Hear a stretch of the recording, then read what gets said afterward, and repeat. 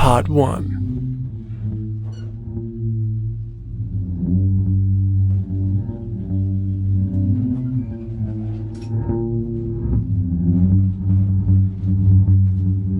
The 12th of August, 1993. Spunk-munching dog fucker! Greg said finally, clicking his fingers as he did. He was in the middle of explaining how he'd beat the Mountain King in a fight, and had abruptly paused to come up with what he called the perfect one-liner. After all, he explained, this'll be a momentous occasion in Duskbowl, and its new hero should mark it with the perfect finisher. Duskbowl has a way of shaping people. Marshall would come to know that better than most. To grow up here was to have every adult you know constantly tell you to be scared, be cautious, be safe. You were to do as you were told, and to see monsters in every shadow. Because one day, there may very well be. But Greg never seemed scared. Instead, the 12-year-old entertained Marshall with another make-believe battle with one of the town's big bads. Dumbass. Marshall laughed and rolled his eyes. You're just jealous because you couldn't beat him. Yeah, alright, diddy fuck, and you could. Greg assumed the humble brag expression. Why, of course I could. Sure, and how would you do that then? Greg made a gun with his fingers and pointed them at Marshall.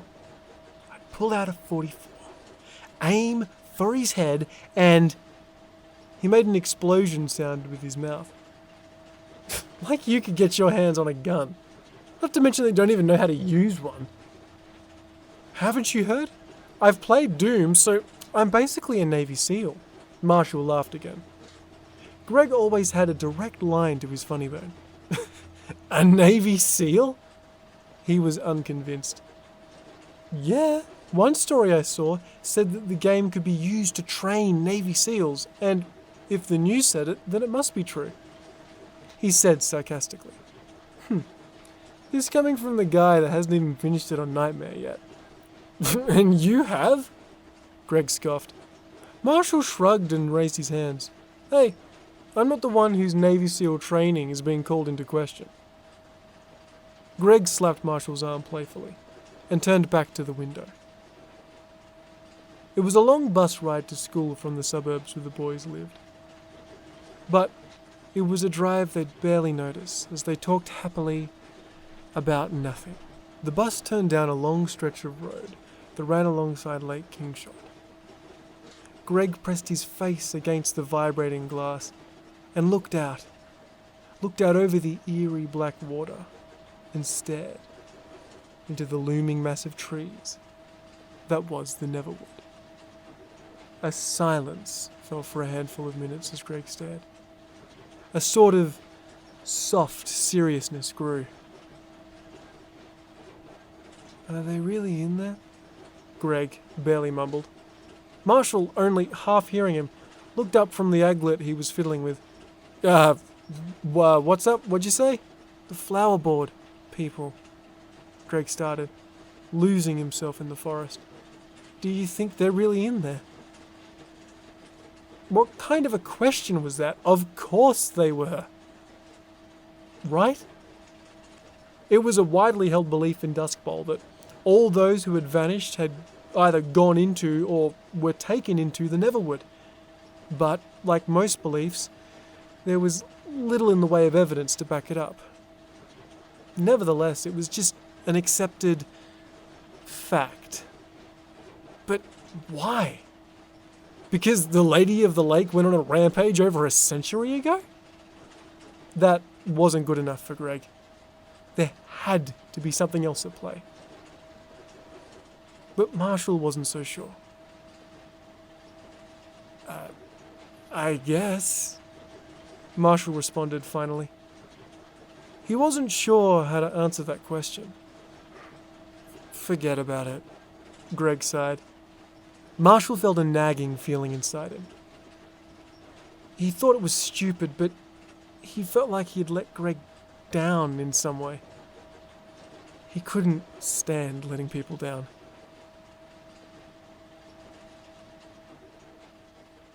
Marshall and Greg didn't share any classes anymore. When together, the teachers had labelled them a disruptive influence, so they had been unceremoniously separated. Their parents argued it. Their mothers were friends, so the boys had been practically raised together. They were as thick as thieves, so trying to separate them was unforgivable. But hey, the teachers couldn't stop them from hanging out at lunch and recess. At least, that was their reasoning. This stupid arrangement upset Marshall at first. But now he had a new distraction. If the goal was to keep him focused in class, well, they'd have to get rid of her too. She sat 3 rows ahead of him. She had wavy brown hair, fair skin, and a giggle that made his heart flutter. He tried not to stare, but as often as he tried to look away, he'd find himself gazing longingly. And whenever he did, the whole 53-minute lesson would just slip by. He reckoned that new Radiohead song had to be about him. I'm a creep. Her name was Heather Peterson. And being too young to know better, he thought he loved her. Marshall was snapped out of his trance by the shrill ring of the bell for recess. He froze for a moment and looked to the clock that sat above the whiteboard as if to clarify the bell's claim. He gave a surprised grunt. Well, I'll be damned. He looked back to Heather, but she had already gathered her things and left as the bell had rung. So Marshall followed suit. He had to meet Greg anyway. Are you going to ask her out or not? Greg probed halfway through a cheeseburger that Marshall was sure he'd stolen from the canteen. I mean, he stopped to swallow a chunk of burger that he'd miscalculated the size of. If you like her, why not? A tiny smile crept onto Marshall's face, and Greg could see him redden. Yeah, I like her. You are adorable. Oh, fuck off. Marshall waved the joke away. I think I'll adopt you, Greg continued. Name me something cute like Daisy or Biscuit. Marshall just laughed him off, sat on a bench a ways away from the main thoroughfare to start eating his lunch. He opened his lunchbox to find an apple and a very, very sad-looking sandwich.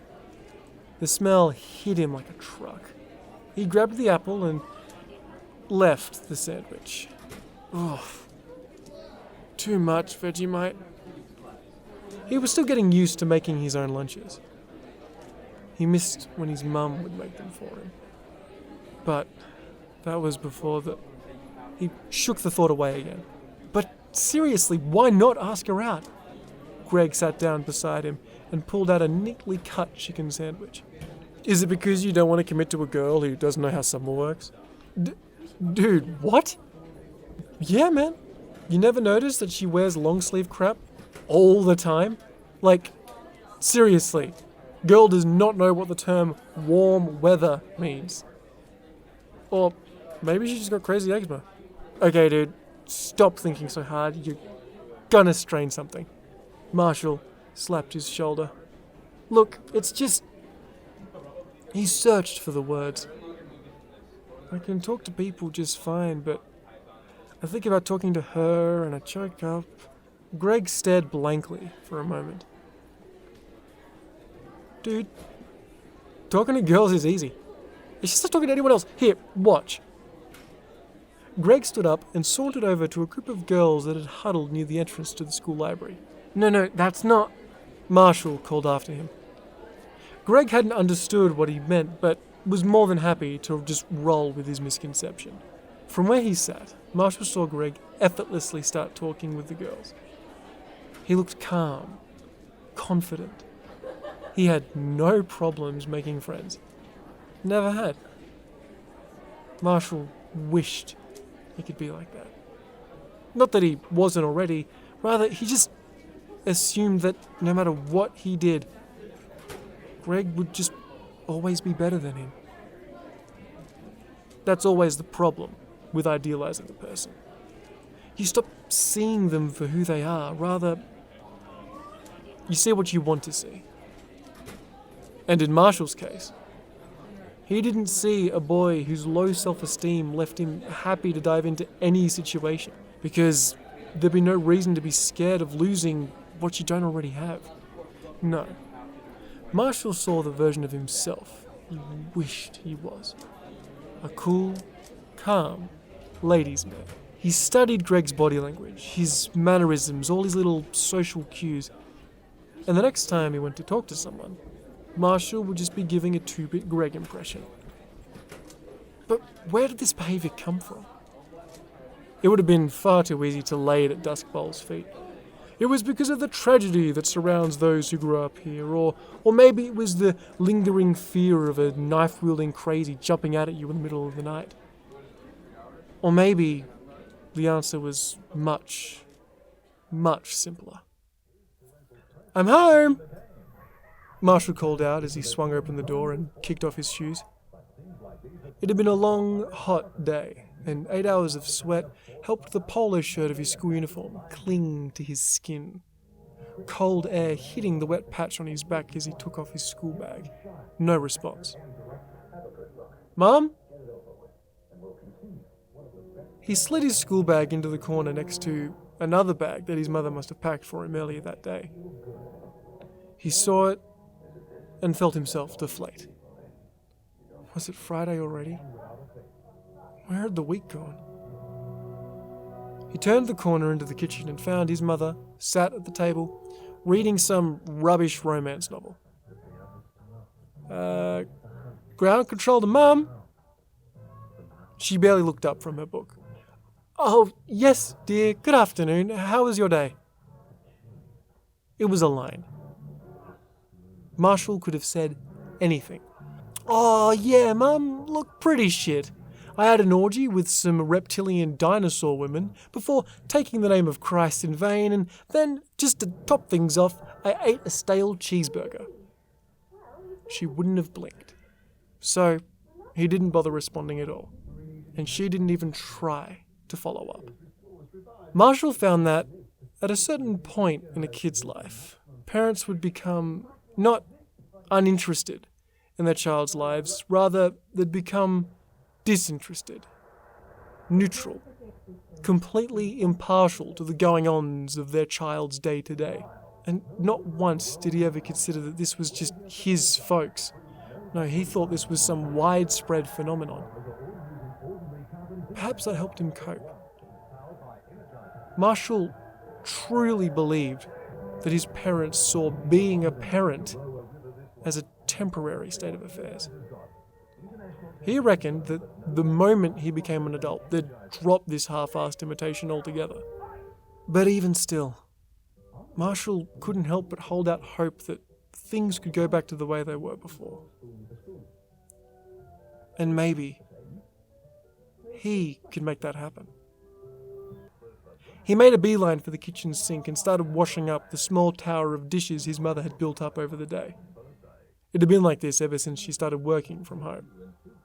And Marshall, for some reason, believed that if he consistently made an effort to clean up after her, then maybe she'd give him more than a moment's notice.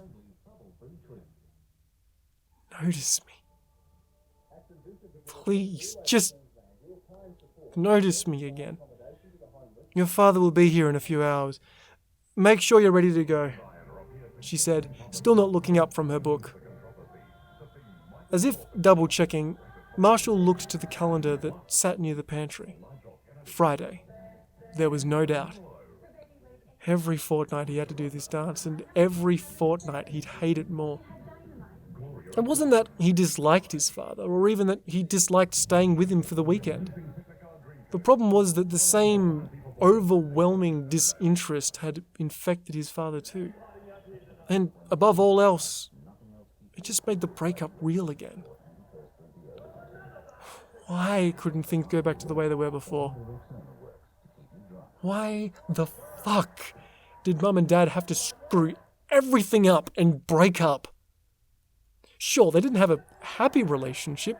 Any idiot could have seen that. But at least then, Marshall didn't feel like an unwanted dodgeball, being half-heartedly kicked between two disinterested parties. When they used to fight, he'd get upset. But in Marshall's mind, being unwanted, being unseen, was far worse. He balled his fists. He hated thinking about all this crap. He tried to suck in the tears. Failing that, he half ran to his room. He didn't want his mother to see him cry, or did he? Please, just notice me again. He whimpered as he shut the bedroom door behind him. I want my mum and dad back. The phrase made his skin crawl. Mum and dad. He could refer to them as singular, but putting them together in his mind like that now just felt so alien. So wrong. He reached under his bed and pulled out the walkie-talkie covered in at least 10 years' worth of shitty stickers. He pressed down on the action. Greg? Static. Greg, you there? He was just about to put the talkie away when it suddenly buzzed to life. Yo, what up? Marshall didn't know what to say. Why had he called him? Marshall? You gonna leave me on hold here or what? All of a sudden, an idea popped into Marshall's head. Something he'd never normally consider. Can I come over? It was a very spur-of-the-moment thing. Marshall knew that if he crept out of his window and made the trek to Greg's house, his father would be upset. He couldn't shake just how hurt that would make him feel. But at this point in time, it just seemed like the best thing for him to do. This place, this house felt suffocating. A reminder of the broken family he now found himself trapped in. He needed a breath. He needed out. At least, that's what he thought. After he got the go-ahead from Greg, Marshall threw on his thickest jacket and climbed out the window. He knew it was going to be a cold night. Bastard! He said to himself. What the hell kind of a son ditches his dad like that? Fuck, you're a piece of work. Why do you always have to be such a fucking pussy? Marshall held his arms close. It was bloody cold. But through the smog of self-loathing crap, something cut through all the voices in his head. Something made Marshall stop, dead in his tracks, and made him notice just how quiet the night was. He felt his skin twitch and the fine hairs on his neck stand up. Fear. The most powerful emotion a person can feel. But fear of what? Was Marshall afraid of Duskbowl's crazies? Maybe one was going to jump out and gut him like a fish. No, something far worse had its eyes on him. Marshall didn't want to move. You know how it is when you're scared. Stupidly, you think that if you're still enough, whatever is after you will just not notice you anymore. In as little movement as possible, Marshall turned his head to see the monster. It was different on moonlit nights. The dense forest across the lake now looked like a great black mass in the dark, unable to be fully seen, but just visible enough that you know it's there. It's just a forest. It's just a forest, Marshall whispered, But the longer he stared at that simple forest, the more he felt that there was something in it. Looking back, a frozen silence fell. Nope! Marshall shook his head and ran the rest of the way to Greg's. If there was something in the Neverwood, there was no way in hell he was going to hang around to find out what. See? That's what I'm talking about. There's got to be something in there, dude. Come on, it'll be fun! Why did he tell Greg anything? Are you out of your fucking mind? Marshall wasn't even slightly supporting this harebrained idea. Pat, Greg's mother, leaned into the lounge room where the boys sat. Oi, if you're gonna swear, just make sure I can't hear it. Marshall giggled a little. Dude, your mum is awesome. Greg just rolled his eyes. Sorry, Auntie Pat, Marshall said. Does Susie know you're here? She called back. Nope. But would she even care? Yeah, Mama's all good with it, Marshall lied. He wished his mum was like Pat. She was funny and cool, and in his book, she was one of the few parents who didn't lose touch with what it was like to be a kid. Even when Marshall was in single digits, Pat had always held the title of coolest sort of aunt ever. But think about it, Greg jumped back in. If everyone from the flower board is in there, we can go and rescue them. And if they're not, well, we could stop the town from being so damn scared all the time. It was pointless. Marshall wouldn't budge. The Neverwood was Duskbowl's black hole, so there was no way he was going in there. But that wouldn't stop Greg from asking. Dude, please, I'll set up some gear for you and everything. I don't want to do this by myself. Marshall grew quiet, shook his head, and said no. The night went on, and the boys didn't discuss it again. Marshall's dad came and got him. Pat apologized profusely and scolded the boys. But before he left, Marshall turned to Greg and gave him a hug. An uncommon thing amongst 12-year-old boys, and both of them felt the cloud of awkwardness hanging over them. Marshall had no idea where the idea had come from, but it just seemed like the right thing to do. Still didn't stop him from staggering away awkwardly and giving him a haphazard punch to the shoulder. In some way, did he know what was coming? Or was it just a weird call of the void? As he and his father drove off, Marshall stared out of the window at the boy he'd grown up with. The boy that, for all intents and purposes, was his brother. And felt nothing but a strange wave of sadness. The night dragged on, and the people of Duskbowl went to bed as they had for years, with an uncertain, lingering dread. And while they slept, the Neverwood stood, watching the world with a silent hunger. The weekend came and went. Nothing of note happened between Marshall and his father. It was just more of the unbearable silence and unfamiliarity that Marshall had grown so used to. He was starting to wish that he'd stayed at his mother's. At least then he'd have access to the walkie-talkie and could talk to Greg. He couldn't wait for Monday. But what did Monday bring?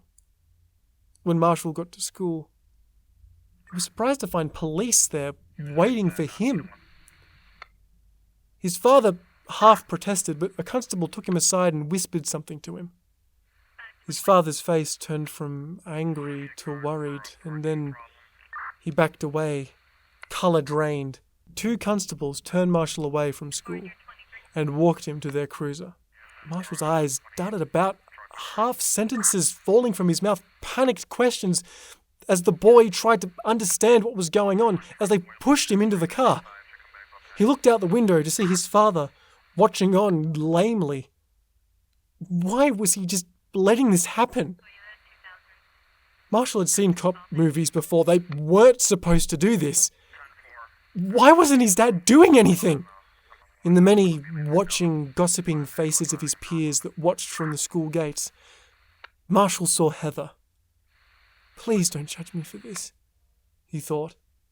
When the cruiser pulled up to the station and Marshall was pulled out, he saw Pat, and a wave of relief washed over him.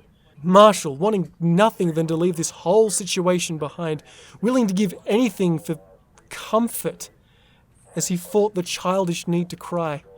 He ran to her, but when he was in range, she snatched him with both hands, shook him violently. He looked at her, confused and scared. "You little bastard!" she screamed. Two officers came up from behind her and pulled her away from the boy. "What did you do? What did you do?" Her voice got quieter and quieter as she was dragged away, but she never stopped screaming the question. What the fuck was happening? Marshall was left in an interrogation room, his small wrists cuffed to the table. Had he done something wrong? What was happening? He just needed a moment to try and gather himself, to collect his thoughts. He thought about trying to sing an AC/DC song he half remembered under his breath. Focusing on the words takes your mind away from the problem, he reasoned. He was sure that was why soldiers used marching songs. It was something, so he tried it. The door creaked open, and in came the sheriff with a young man tailing behind him.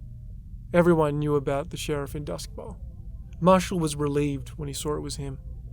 Any kind face would do at this point.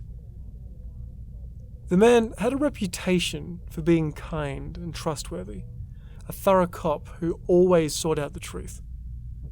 Marshall hoped that was true. He wanted answers. "Okay, son," the sheriff started, stroking his white beard and adjusting his reading glasses. He pulled out a series of documents and lifted a small snap-lock bag onto the table. "My name is Sheriff Woods, and this gentleman is..." He seemed as though he was straining to remember the name of the man that sat beside him. "This gentleman is Cole Bradshaw. We just wanted to ask you a few questions about your friend Gregory." "Greg," Marshall shyly corrected. Woods smiled. He had a kindly warmth to his wrinkled face. That, and his gravelly voice, reminded Marshall of the voices on the old book tapes his dad used to listen to. "Sorry about that, son. We'd like to ask you some questions about Greg." Bradshaw scoffed and rolled his eyes, clearly making a mockery of the sheriff's attempt to comfort the boy. The sheriff cocked his head towards him and whispered harshly, but silently, so the marshal didn't hear. "Don't push it, Jimmy." Bradshaw rolled his eyes again and folded his arms. Woods didn't want Marshall to hear that, so Marshall pretended he didn't. But he did look over Bradshaw. He wasn't in a police uniform. Who was this guy? Was he a cop? A lawyer, perhaps? Woods caught Marshall's lingering eyes and dismissed their questions. "I'm just showing him the ropes before..." He stopped himself. Honest men always reveal too much. He pulled himself back to the subject at hand. "Son, we're very worried about Greg. And I know that you're not a dumb little kid, so I was hoping you could tell me where he is." Marshall stared dumbly. I don't know what you're talking about." Years of cop movies had told him that all that would do is make him seem more suspicious. But what else was he going to say? He genuinely had no idea what the old man was on about. "Playing stupid ain't gonna help you, kid," Bradshaw cooed. Woods shot him another glare. He sighed and removed the contents of the snap-lock bag. A piece of paper and a flashlight. "To Marshall." He started reading the note aloud. "We're going whether you want to or not. I would have gotten you an explorer's pack, but this flashlight will have to do. Greg. Woods slid the paper back into the bag and stared, looking like he was waiting for Marshall to say something. Marshall wanted to punch Greg in the head. He even went to stomp under the table out of frustration. The idiot has gone into the Neverwood, sir. He wanted me to go with him. Wood's demeanor changed in a flash. He leaned away from Marshall, and his face grew cold, unapologetic. Bradshaw, on the other hand, did as he was told, and said nothing. But he did light up a cigarette. Don't lie to me, son. You don't want to know how much trouble you could get into, Woods said. Confusion was written all over Marshall's face. He was at a loss for words. What else was he supposed to say now? That was the truth. You expect me to believe that a young boy like Greg was actually willing to go into the Neverwood, volunteered to do it? I don't know what you want to hear, sir. That's what's happened. I mean, people go in there all the time, right? What about the NE? Woods reached out and placed a hand on the back of Marshall's palm. Marshall saw that kindness come back to Woods' eyes. You're only a boy. Please, leave this alone, he begged. Begged? What was going on? Oh, you gotta be fucking kidding me. Bradshaw laughed. He stood up and left the room, leaving behind a small cloud of smoke. But Wood's hand stayed on Marshall's. Please, son. Drop it. You think he's somewhere else, he told him. This situation was bigger than Marshall. He didn't know how to take it. He was only a kid, for Christ's sake. He wanted to make the sheriff happy, but he was always told that honesty was your best friend. And it felt like the sheriff was telling him to lie. But he had no idea why. Not sure of what he was doing, Marshall repeated. He's in the Neverwood. The sheriff lowered his gaze and drew his hand back. He pushed himself up from the table and went for the door. Listen, kid. I'll do what I can for you, but please don't fight it. It won't be pretty. But please don't fight it. Marshall was alone in the interrogation room. He finally got that moment to collect his thoughts. That afternoon, Sheriff Woods would hold a press conference in which he explained that Marshall had only said that he knew that Greg had left, but he didn't know where or why. The boy knows nothing. The sheriff stressed that point. What was it, a mercy perhaps? But a mercy Marshall wouldn't understand for a very long time. Two trains of thought began to circulate around the boy as time went on. There was the sheriff's story and Pat's story. Greg's mother was the only other person that ever saw the note, and with it now being in an evidence lockup, she didn't really have any access to it anymore. Nevertheless, she'd paraphrase it to anyone that would listen. The short version of her story? My son is missing, and Marshall knows where he is. Part 2. It wasn't pity that drove her to him. It was empathy. Heather knew what it was like to be truly alone. Though she'd never admit it, she probably knew better than Marshall would ever hope to. Fear was a core part of who Heather was. She wished she wasn't so afraid so often, but something far worse than a town had shaped her. Even so, she wanted to throw the boy some sort of lifeline. She knew he watched her in class sometimes. She didn't find it flattering, but she didn't hold it against him. She had learned to be hyper-aware for other reasons. Reasons that would have been unfair to hold Marshall accountable for. But a life rope wasn't going to be easily given, as just walking up to him and striking up a conversation wasn't really on the table.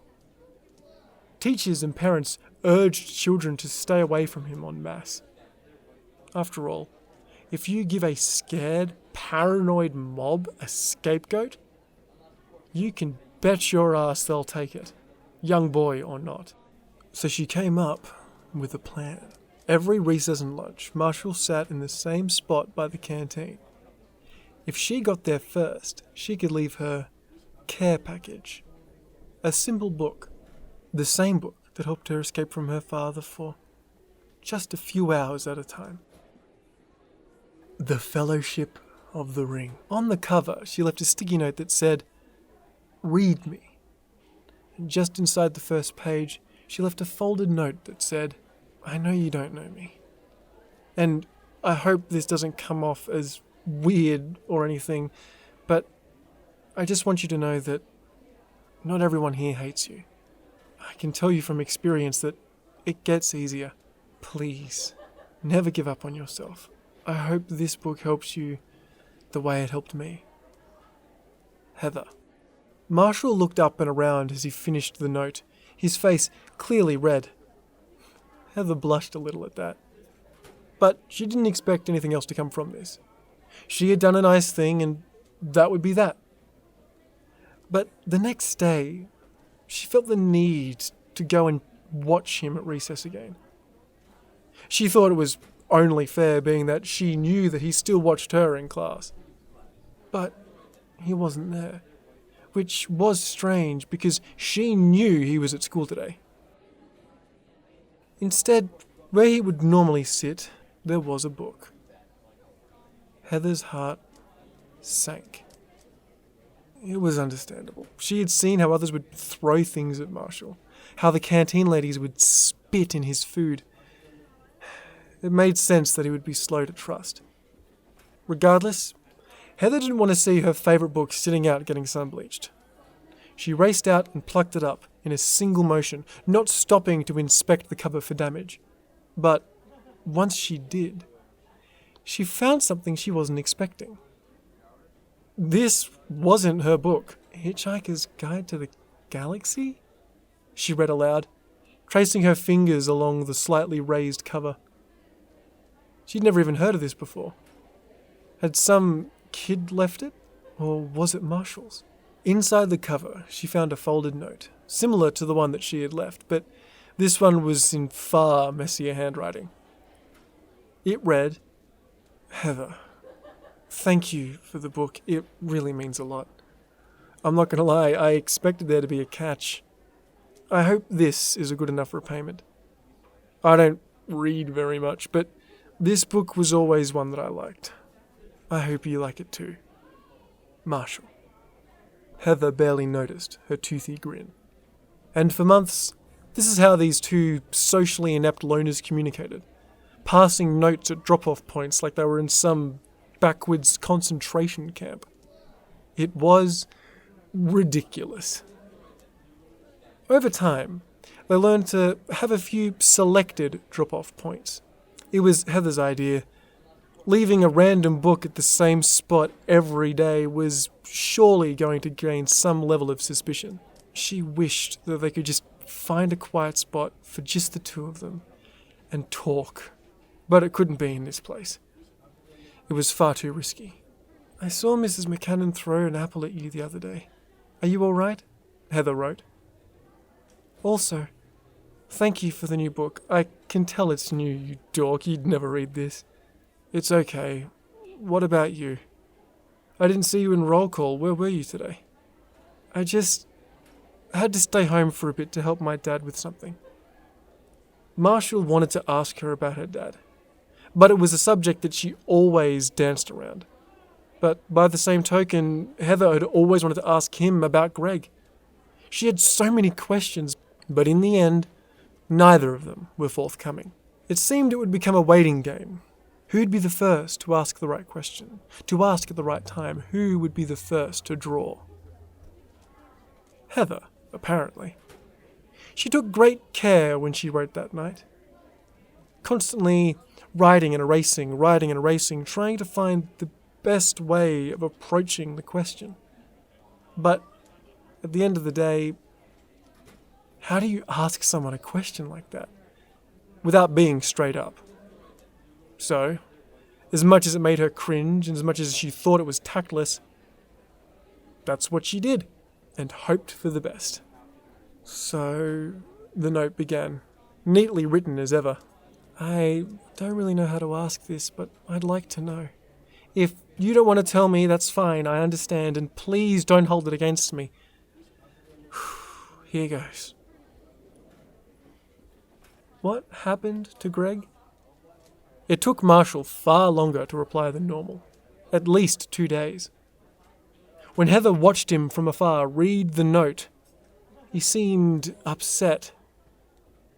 He threw himself up from the bench, stuffed the note into his pocket, and hurried away. She kicked herself for days. Idiot! Idiot! Idiot! She said to herself. She just couldn't leave well enough alone. She didn't want to scare Marshall away. All she really had was him. Well, him and... She wouldn't let herself think about her dad. She tried to shake him from her head. She never knew how far he'd go. God help her if he knew she was writing notes to Marshall. But one day, a note came. He left. Went into the Neverwood. Why? Because of course he fucking did. And no one believes me that he did. Even the sheriff told me to drop it when I brought this up with him. I didn't kill him, and I'm not keeping his location a secret. I don't know where he is. I don't know why he'd do this to me. Heather felt like she was going to jump when she got Marshall's note. Relief. But the joy quickly fell away as she read it. Why would the sheriff tell you to drop it?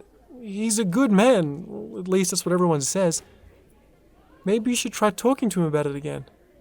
Marshall tried not to, but he felt like he was on trial. He had become so defensive on this topic. Still, he knew Heather was a friend.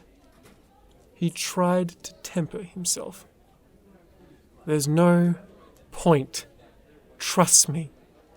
I just want everyone to be happy again.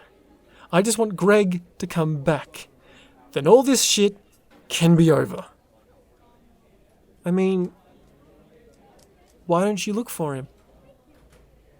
Heather knew that was a stupid thing to ask the moment she wrote it down, but she still sent it, knowing full well what the answer would be. I'm too scared. Marshall saw no point in being dishonest. The idea of going to the Neverwood still terrified him, but that didn't mean the thought hadn't crossed his mind. Greg was like a brother. Marshall wasn't willing to just abandon him. There had been several nights where he'd packed his bags, climbed out his window, and marched to the Neverwood. But he was a coward. With every step he made towards the Neverwood, at a point, the fear would feel like it was strangling him, a truly unbearable terror. So every time he tried to go into those woods, he'd run away. Marshall would never know that the Neverwood didn't want him to enter. Not just yet. Then maybe try talking to the police again? But not the sheriff. What about that other guy that follows him around? Heather was grasping at straws. Marshall strained to remember the man's name. What? Bradshaw? I don't know, dude. That guy seems... Well, he seems like an asshole. Heather nodded. She'd never spoken to the man, but she tried to hold out hope for Marshall's sake. It's worth a shot, right? How bad could he be? Marshall still dismissed it. He didn't trust that guy as far as he could throw him. Didn't even seem like Woods trusted him either. No, the answer was as clear as it ever was. Marshall knew he'd have to go into the Neverwood at some point, but he just needed the right push. Part 3. Marshall was a young man now. The senior years of high school seemed to creep up on him. It seemed like only days prior he'd left primary school. He lived on his own now. barely making by in a shitty little apartment on Duskbowl's northwest side. After years of questioning and accusations, his parents' disinterest turned to hate. His mother was quick to jump to Pat's side. They had been friends long before Marshall was born, so his mother easily picked her over him. And his father? Well, he just left. One night, he got in his car and was never seen again. Marshall was working part-time at Duskbowl FM. Just studio stuff, anything really to make money. It wasn't exactly his dream job, but he did sometimes think that maybe he could make Duskbowl happier if he got on the air. Maybe they'd give him a second chance. Maybe.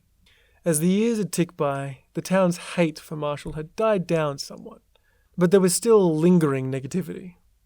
After all, the town was full of people, and people do grow. Maybe not fast, and maybe not kindly, but they do develop and change. Balancing work with school was hard, and whilst his grades were never anything to write home about before, they had really taken a dive after he started working. But he reasoned that it was a necessary evil in order to keep his little slice of paradise, a joke name he'd given to his apartment. He looked around at the dingy walls as he sat in his musty brown chair. Most in his situation would dream of getting out, leaving Duskbowl far behind. But Marshall was a sedentary person. He had no intention of ever leaving Duskbowl. His aspirations never extended farther than its borders. He just wished Duskbowl was better, whatever that meant. It was an empty dream, he told himself, without ever really thinking of how to achieve it. He looked at the digital clock that sat atop his Magnavox CRT. It read 7:30 p.m. She was late. Maybe she got held up at school, or maybe she had to take care of her dad again. Heather and Marshall never stopped writing to each other, and, thankfully, her dad never found out about it. And as the years went by, she became Marshall's sole ray of light. Now a young man, he was sure of it. He loved her. And, as if life had decided to be kind to him just this once, she loved him too. But he never considered just how much he meant to her. Fundamentally, first loves are like PE staff rooms, full of fuck-ups. Members of first loves never know what it is to really be in a relationship. They don't understand the ebb and flow of romance. Thus, they're doomed to fail. But again, Marshall was naive of this. He looked to the old mattress that sat in the corner of his room. God, he wished he'd thrown it out. He wanted his first time with Heather to be romantic and wonderful, special, just like in the movies. Instead, that sad excuse of a bed got the honor of hosting their first session. Speaking of, he looked back to the clock. She really was late, by at least an hour. He was worried, but there wasn't much he could do. He didn't have her phone number, and that was her idea, in case her dad ever picked up the phone. So he waited, and waited. The knock on the front door startled him awake. He choked on his own snoring and wiped the drool from the corner of his mouth. The clock now read 10:17 a.m. He shrugged. Didn't realize he was that tired. He tried to straighten himself up for Heather. She'd always ask him to take better care of himself, but his self-esteem wasn't exactly accommodating of that subjective. Ah, God, sorry I look like shit. Where were you last night? He asked groggily as he opened the door, the late morning sun kicking him in the face. He winced. Bradshaw, now with the badge of sheriff pinned to his shirt, said with a smile, "Oh, you know, sweetheart, hanging out with the girls." Marshall missed Sheriff Woods. But the old man hadn't been seen in years now. "What do you want, Bradshaw?" The sheriff took off his hat and placed it against his chest. "Well, I'm afraid we got some bad news." Bradshaw told him everything. Heather's father had reported her missing that morning. She hadn't been seen and couldn't be found anywhere. You didn't kill her by chance, did you? Bradshaw mocked. As far as he knew, no one knew about him and Heather. So had Bradshaw just come over to mock him? Or poke fun at the tired old wound that Greg had left behind? Or did Bradshaw know more than he was letting on? Marshall didn't bother answering, and shut the door in his face. Bradshaw stood there for a second, clearly toying with the idea of pushing Marshall further, but took a breath, showed restraint, laughed to himself, and left. Marshall's thoughts became singular. After all these years, he knew what he had to do. What he always had to do. And now, he had his push. Because that's where the vanished people go. That's where the vanished people are taken. He threw together what supplies he could and made his way to the silent wooded beast beyond Lake Kingshot. He couldn't help but let his mind wander as he made his way. Maybe he might find something about Greg too. Maybe he could finally make everyone happy. And maybe, if they were happy, Duskbowl would be better. This town needed at least one person to come back from the black hole that was the Neverwood. Maybe then they could heal. He stood at the threshold, thankful that they didn't put up Bradshaw's proposed barricades yet. But that didn't mean the cops weren't watching, hence why he went at night. The childish fear still sat inside him, but he could control it now. Being older meant he could tell himself that it was just a forest, and now he'd half believe it. He never thought that this time the Neverwood had permitted his entrance. This was it. All those stories, all those years of fighting off Greg's musings of what it would be like, and yet here he was. The Neverwood. At random, he picked a direction and started his search. Clumsy and loud, he cried out her name, "Heather!" He screamed until it felt like his vocal cords would tear. He kicked up leaves and looked in hollows. Please! And years of being called murderer, and a life of missing Greg. Hope was quickly dying inside of Marshall. Where once there was a feeling like fire inside his chest, now all that there was a pit of hopeless denial. He fell to his knees, arms limp. Please don't be gone too. I don't want to be alone. The soundless depths of the Neverwood set in. It was only now that he truly recognized where he was. He didn't cry, didn't even scream. What would be the point? Sometimes it's easier just to let the sea take you. He thought that this must have been what true defeat felt like. But something was watching him lose. Out of the corner of his eye, he saw the rough shape of a person. He turned. Nothing. He shook his head. What was left to do? Trembling, he stood and continued on, aimlessly. Or so he thought. Something else had predetermined his path, though he didn't know it. Marshall was being led to his gift. How long had it been? He didn't know anymore. Long enough for his feet to start blistering. He thought that he probably should have brought some actual hiking shoes. Oh well. Suddenly, he felt compelled to stop in front of a large, unassuming tree. Confused, he stared. Why had he stopped? Looking over the trunk and gazing up to the foliage, the tree seemed utterly unremarkable. But then he saw it.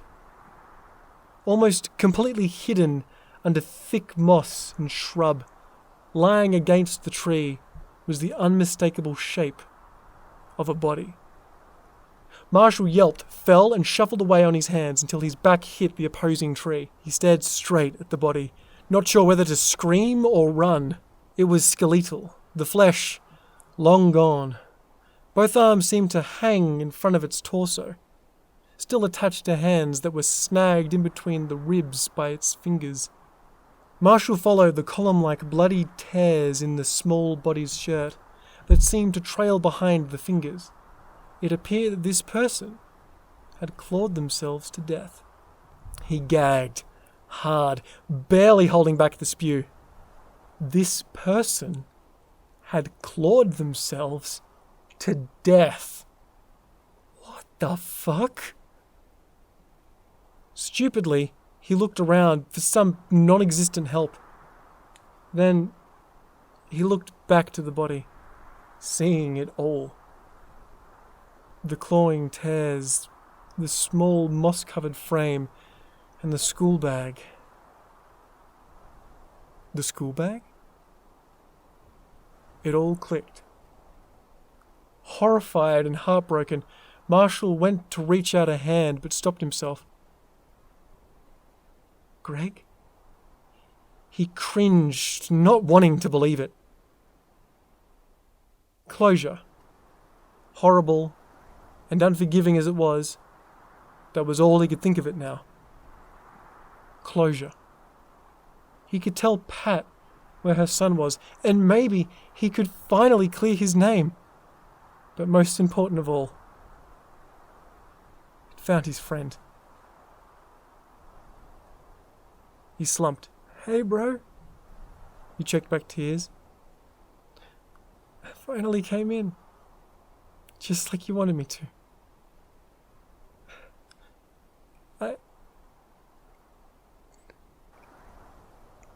I missed you. You fucking bastard. But enough of that.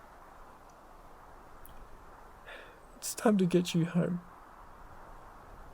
Marshall, gently and softly, went to collect the bones, but stopped suddenly. A horrible thought had climbed into his head, and as much as he tried to push it away, bury it, it persisted. Fuck! He spat, tears streaming. It's not fair! He whimpered. He had to pull himself away from Greg.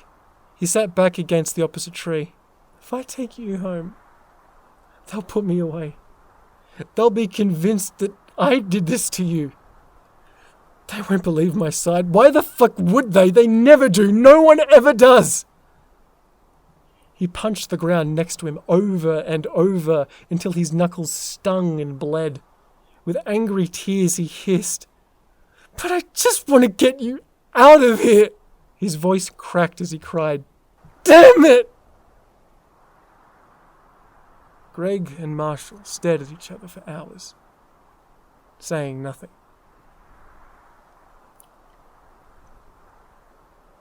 The impossible choice made Marshall weep until there were no tears left to cry. Finally, he stood and said, You will always be my brother. He wanted to say something else, but held it back. He turned, wiped away his tears, and continued on, leaving Greg behind, cold and alone. Heather was still gone, but she wasn't his to find. No matter how hard he looked, no matter what direction he picked, and no matter how long he walked, he'd always find himself at the forest's exit, looking out over Lake Kingshot. The Neverwood had shown him what it wanted, and now it was time to leave. He couldn't find Heather, and he had to abandon Greg, the two people he cared about most. He left a broken, guilt-stricken man. But he swore to try and live the life that Greg couldn't. To try and be the man he knew he wasn't, but the person who Greg wanted to be. Duskbowl has a way of shaping people, but Greg wanted to be the one that shaped it into something better. So, for him, Marshall would try to realize the young boy's dream. But was this born from honor or guilt? A grown man living out a child's fantasies, even against his own best interests. And what of the Neverwood? Marshall would never return. At least, not until it wanted him to. So it stood, tucked away in a cold little spot, silent and waiting, all part of the plan.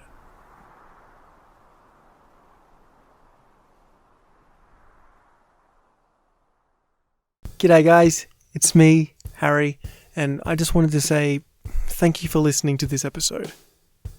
Duskbowl is, well, it's my passion project, and it just means so much to me that you support it. And if you'd like to support Duskbowl more, feel free to like, subscribe, and support us on Patreon.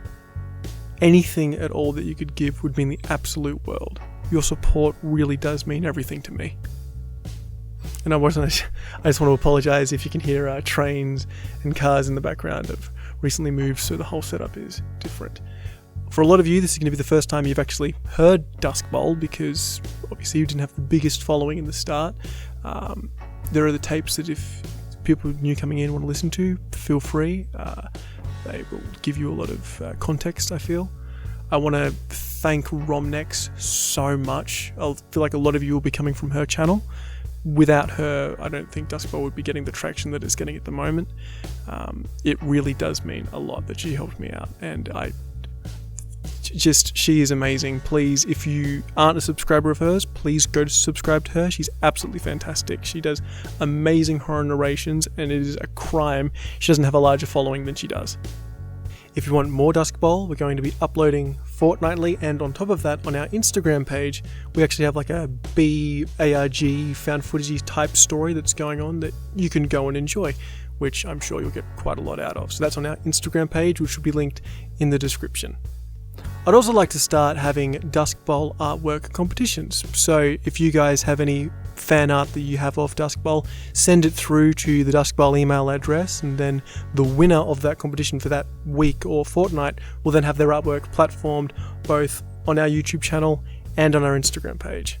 Ash was voiced by the amazing Caroline Fester, and the always absolutely fantastic music that Duskbowl just wouldn't have an identity without is by Samuel Burke, a longtime friend of mine, and please go follow some of his music. I'll be linking some of his bands down in the description.